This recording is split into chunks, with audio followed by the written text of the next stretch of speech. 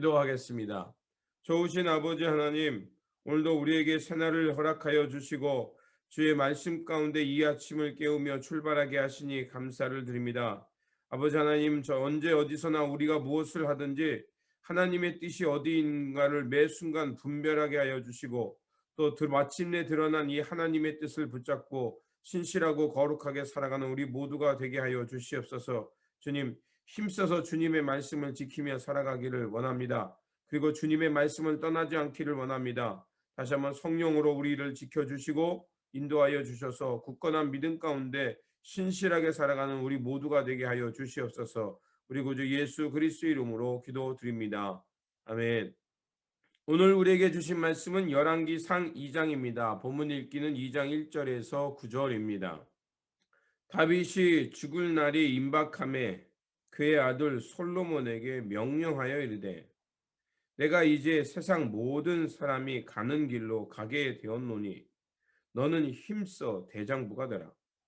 내 하나님 여호와의 명령을 지켜 그 길로 행하여 그 법률과 계명과 율례의 증거를 모세 율법에 기록된 대로 지키라. 그리하면 내가 무엇을 하든지 어디로 가든지 형통할지니라. 여호와께서 내 일에 대하여 말씀하시기를 만일 내 자손들이 그들의 길을 삼가 마음을 다하고 성품을 다하여 진실이 내 앞에서 행하면 이스라엘 왕위에 오를 사람이 내게서 끊어지지 아니하리라 하신 말씀을 확실히 이루게 하시리라. 수리아의 아들 요압이 내게 행한 일 곧 이스라엘 군대의 두 사령관 넬의 아들 아브넬과 예달의 아들 아마사에게 행한 일을 내가 알거니와 그가 그들을 죽여 태평 시대에 전쟁의 피를 흘리고 전쟁의 피를 자기의 허리에 띤 띠와 발에 신은 신에 묻혔으니 내 지혜대로 행하여 그의 백발이 평안히 스올에 내려가지 못하게 하라. 마땅히 길르아 바르셀의 아들들에게 은총을 베풀어 그들이 내 상에서 먹는 자 중에 참여하게 하라. 내가 내 형 압살롬의 낯을 피하여 도망할 때에 그들이 내게 나왔느니라. 바후림 베냐민 사람 게리의 아들 시므이가 너와 함께 있나니 그는 내가 마하나임으로 갈 때에 악독한 말로 나를 저주하였느니라. 그러나 그가 요단에 내려와서 나를 영접함으로 내가 여호와를 두고 맹세하여 이르기를 내가 칼로 너를 죽이지 아니하리라 하였노라. 그러나 그를 무죄한 자로 여기지 말지어다. 너는 지혜 있는 사람이므로 그에게 행한 일을 알지니 그의 백발의 피 가운데 수올에 내려가게 하라. 아멘. 오늘 본문 말씀은 솔로몬의 왕권이 경고히 확립되는 과정을 기록하고 있습니다. 오늘 본문은 세 가지 본문으로 나눌 수 있습니다. 첫 번째 본문은 다윗의 유언으로서 적대자들에 대한 조언과 왕권 강화를 부탁하는 말씀이고요. 그리고 두 번째 부분은 이제 아도니아의 무리한 요청에 대해서 그것을 분별해서 결국 그에게 화가 임하게 되는 부분이고 마지막 부분은 이제 솔로몬의 정적들을 제거하는 부분입니다. 먼저 첫 번째 부분 다윗의 유언입니다. 다윗도 실수와 범죄 또 고난과 시련이 있었지만 그러나 그가 그 모든 상황 속에서 하나님의 뜻을 잘 분별하고 하나님의 도우심을 구함으로 형통의 삶을 살았습니다.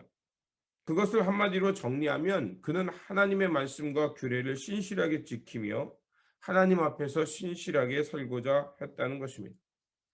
그래서 자신이 이제 솔로몬에게 주는 유언 속에서 그 삶을 정리하면서 마지막으로 그에게 당부하는 말입니다. 그래서 오늘 본문 2절과 3절에 보면 이렇게 나와 있죠. 내가 이 세상 사람 모든 사람이 가는 길로 가게 되었노니 너는 힘써 대장부가 되고 내 하나님 여호와의 명령을 지켜 그 길로 행하여 그 법률과 계명과 율례와 증거를 모세 율법에 기록된 대로 지키라. 그리하면 내가 무엇을 하든지 어디로 가든지 형통할지니라. 이렇게 말하고 있습니다. 결국 솔로몬에게 다윗이 말하고자 하는 것은 내 마음과 성품을 다하여 하나님을 예, 신실하게 따르라는 거죠. 그리고 주님의 말씀을 기억하면서 삶 속에서 하나님을 경외하며 살라는 것입니다. 우리가 자녀들에게 나눠줄 수 있는 것, 또 남겨줄 수 있는 것들이 많이 있겠지만 그 중에 최고의 유산은 아마도 하나님을 경외하는 것, 또 하나님을 신실하게 믿고 살아가는 신앙일 것입니다. 이것이야말로 우리 자녀들에게 있어서는 없어서는 안 될 것입니다. 이제 다윗은 솔로몬에게 자기의 생을 정리하며 마지막 말이 바로 하나님을 대장부처럼 신실하게 따르라. 어떤 어려움 속에서도 하나님을 경외하며 또 모세 율법에 기록된 대로 그 규례를 철저하게 지키며 몸과 마음을 다해 하나님을 경외하며 지키며 살아가라는 것이었습니다.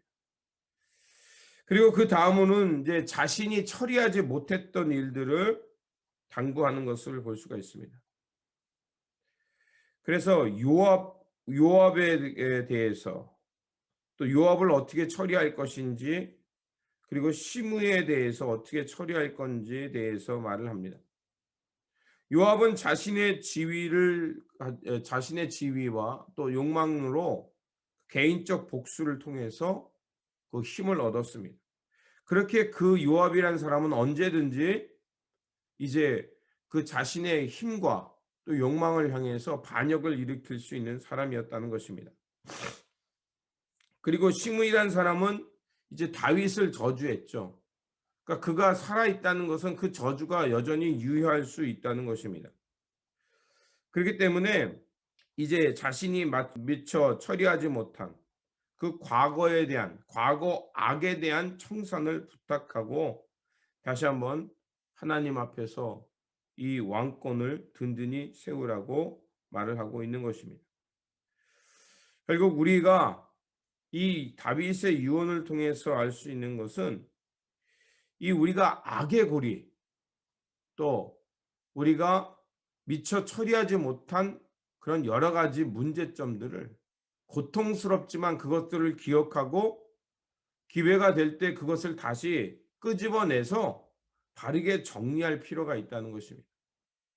그래서 이것을 역사를 바르게 세우지 아니하면 그게 어떤 문제가 되냐면 언제든지 그것이 독버섯처럼 자라나서 결국 하나님의 왕국을 해칠 수 있다는 것을 우리에게 말하고 있는 것입니다. 두 번째로 이제 아도니아가 숙청되게 되는 말씀입니다. 아도니아는 왕이 쟁탈전에서 실패했죠. 그가 그것을 깨닫고 이제 조용히 살았으면 별 문제가 되지 않았을 겁니다. 그런데 역모를 꾸미게 됩니다. 아도니아는 이제 솔로몬의 어머니 밧세바에게 와서 하나의 요청을 합니다. 그건 뭐냐면 자신의 아버지 선왕이었던 다윗을 모셨던 아비삭을 아내로 달라고 부탁을 합니다. 근데 밧세바는 어찌된 일인지 그 청을 듣고 그것을 허락하고 이제 솔로몬에게 나가서 이제 아도니아가 한 말대로 이제 아비삭을 그에게 주어 아내로 삼게 해달라고 청을 합니다. 근데 여러분이 이 말씀을 잘 읽어보면 알겠지만 굉장히 이 솔로몬의 어투가 강하고 또 굉장히 분노에 섞인 말인 것을 알 수가 있습니다. 그러면 왜 솔로몬은 아도니아의 청에 또 어머니의 청을 무시하고 이렇게 화를 냈을까요? 이스라엘 관습에 이스라엘 풍습에 의하면 왕실의 후궁을 새로운 왕이 갖는 것이 그들의 왕실의 풍습이었습니다. 그런데 아도니아가 솔로몬에게 요구했던 것은 선왕 다윗을 모셨던 다윗의 후궁이었던 아비삭을 달라고 하는 것입니다. 이건 무엇을 말하냐면 아도니아가 여전히 솔로몬의 왕자를 달라고 또 역모를 꾸미고 있다는 것을 스스로 드러내는 표현이었습니다.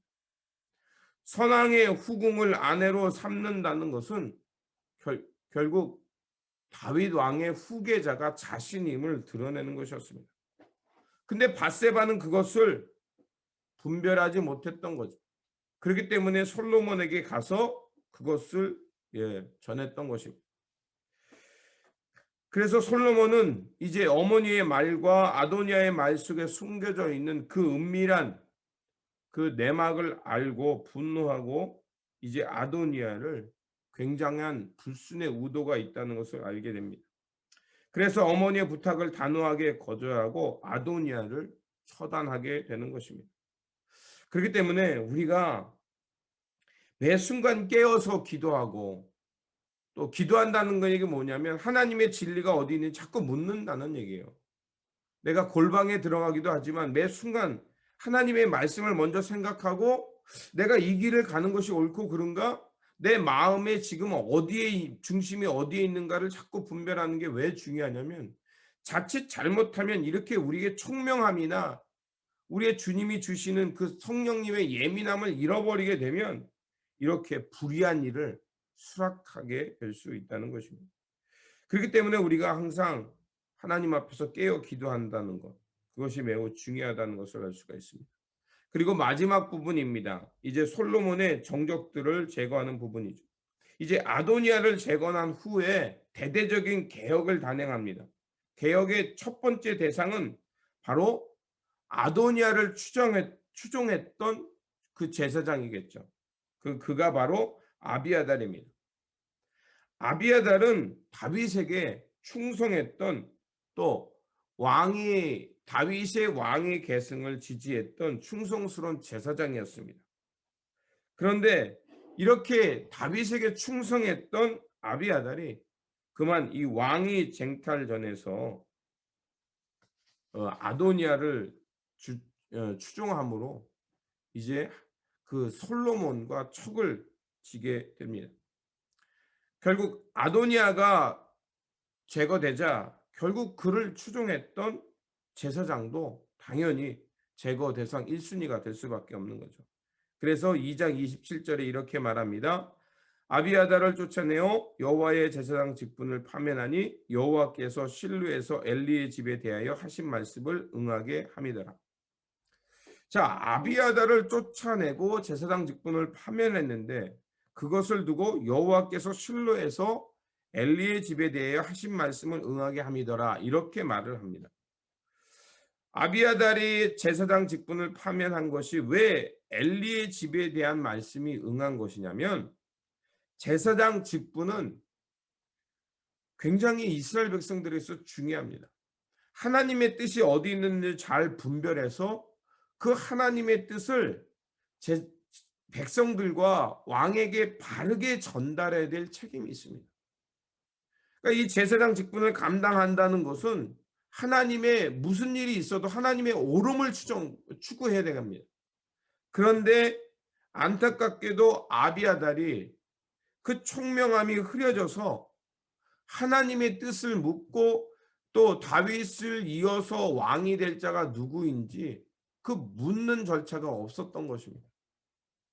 하나님의 뜻은 다윗을 통해서 솔로몬에게 그 왕위를 물려주는 것에 대한 그 하나님에 대한 물음과 그것을 분별해내는 지혜가 없었던 거죠. 결국 자기의 지위와 또 제사장이기 때문에 내가 이런 그에게 힘을 빌어주면 내가 힘을 빌어주는 사람이 왕이 될 거라는 그 자만심이겠죠. 그것 때문에 결국 이러한 최후를 맞게 됩니다. 결국 그는 그래서 하나님의 최고의 하나님을 섬기는 가장 거룩한 제사장의 직분을 받았지만 그 직분이라는 것에 빠져서 하나님에 대한 총명함을 잃어버리자 파직이 당하고 결국 쫓겨나게 됩니다. 이제 이런 것들을 통해서 하나하나 솔로몬은 정적들을 제거해 가는 거죠. 이제 시므에 대해서 마지막으로 그를 제거합니다. 시므이는 베냐민 지파 사울의 가문의 마지막 남아있는 왕족이었습니다. 왕족이니까 시므이가 언제든지 자기 지파에 가서 반란을 꾀할 수가 있죠. 또 시므이는 다윗을 저주했던 저주의 당사자였습니다. 그렇기 때문에 다윗이 솔로몬의 그를 가까이 두고 감시하라고 했습니다. 그래서 솔로몬이 왕이 되자 시므이에게 약조합니다. 너는 결코 더 이상 이 예루살렘 성 밖을 떠나지 마라. 그러면 내 생명은 내가 지켜주겠다. 이렇게 말을 했습니다. 그런데 어찌된 일인지 시므이가 자기 자신의 종이 이제 자기 밑에다가 있다가 블레셋 가드로 도망갑니다. 그냥 도망간 것을 그냥 두었다면 시므이는 아마 평안히 죽었을 겁니다. 그런데 스스로 그 종을 찾기 위해서 말에 안장을 타고 가드로 갔다 옵니다. 자기의 종을 찾아왔지만 결국 그는 솔로몬 왕의 명령을 어기게 된 거죠. 솔로몬이 보기에 어떻습니까? 그가 가드에 가서 종을 찾아고 왔다라고 하지만 그가 그런 꾀를 내서 자기 지파인 베냐민 지파에 갔다 와서 역모를 꾀했는지 모르잖아요. 결국 오해를 산 겁니다. 오해를 사가지고 결국 왕의 명령을 어겨서 죽음에 이르게 됩니다. 지금 이 오늘 본문은 이런 세 가지의 굵직한 세 가지 사건을 통해서 이런 일들을 말하고 있습니다. 제가 어제도 말씀드린 대로 열왕기는 포로기에 쓰여졌습니다. 포로기에 쓰여졌다는 얘기는 자신들이 망한 상태에서 과거의 역사를 돌아보는 겁니다. 왜 자신들이 하나님의 선민이고 언약 백성인데 왜 또다시 포로가 되었을까를 돌아보는 것입니다. 그러면서 역사를 보라는 것이었습니다. 근데 그 역사를 돌아보면서 그들이 깨닫는 것은 바로 오늘 우리가 읽었던 본문처럼 다윗의 유언대로 하나님의 말씀을 신실하게 따르지 않았고 몸과 마음을 다해서 그 말씀을 경외하며 따르지 않은 결과가 지금 이러한 결과를 낳게 되었다는 것입니다. 비록 자신들에게 많은 왕들이 있었지만 다윗의 유언의 기준에 미치지 못했다는 것입니다. 오늘 우리가 살아가는 삶 속에 방해와 유혹이 곳곳에서 나타납니다. 우리의 마음을 심란하게 해서 분노하게 하고 사람을 저주하게 하거나 미워하게 하고 하나님의 평화를 깨뜨리고 하나님의 생명 존중을 파괴하는 일들이 나타납니다. 그렇기 때문에 우리가 마음을 단단히 추스리지 아니하면 하나님의 뜻을 사는 것이 쉽지 않습니다. 그렇게 우리가 말씀을 통해서 순간순간 하나님의 말씀을 분별하고 진리를 붙들고 살아가야 될 노력이 필요한 이유가 거기에 있습니다. 그렇지 않으면 우리가 아는 것과 사는 것이 분리될 수 있습니다. 입술로는 하나님을 얘기하고 하나님을 찬양하는데 돌아서서는 금방 그 마음의 언어가 난폭해지거나 사람의 행실이 폭력적으로 변하는 거 여러분 많이 보셨을 겁니다.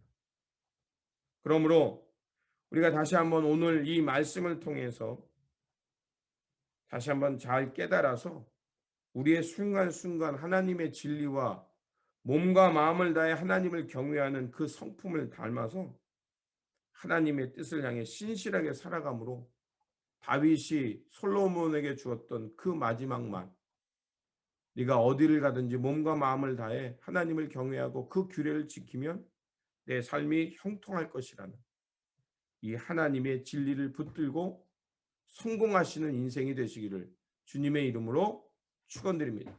기도하겠습니다. 좋으신 아버지 하나님 감사를 드립니다. 말씀을 통해서 다시 한번 다윗이 솔로몬에게 주었던 그 유언의 말씀을 지키며 몸과 마음을 다해 하나님을 경외하며 주님의 규례와 율례를 잘 지킴으로 저희들의 삶이 형통에 이르는 삶이 되기를 원합니다. 주님, 우리를 이 아침에 깨우시고 말씀을 주신 것처럼 우리의 영혼이 어디서 무엇을 하든지 매 순간 하나님의 진리를 붙들고 잘 분별하여서 하나님의 선한 역사를 향해 용기 있게 살아가는 사람들 되게 하여 주시옵소서. 그래서 믿음의 대장부가 되게 하시고 또 우리가 살아가는 삶은 빛이 되어 많은 사람들에게 하나님을 경외하는 삶의 모습이 드러나기를 원합니다. 주님, 이 삶을 지켜주시고 보호하여 주시옵소서. 우리 구주 예수 그리스도 이름으로 기도드립니다. 아멘. 오늘 우리에게 주신 말씀을 붙들고 살아가는 한 날이 되시기를 바라며 다시 한번 몸과 마음을 다해 하나님을 경외하며 주님의 말씀을 용기 있게 지키며 살아가는 저와 여러분들이 되시기를 바랍니다. 주님의 평안이 함께 하시기 바랍니다.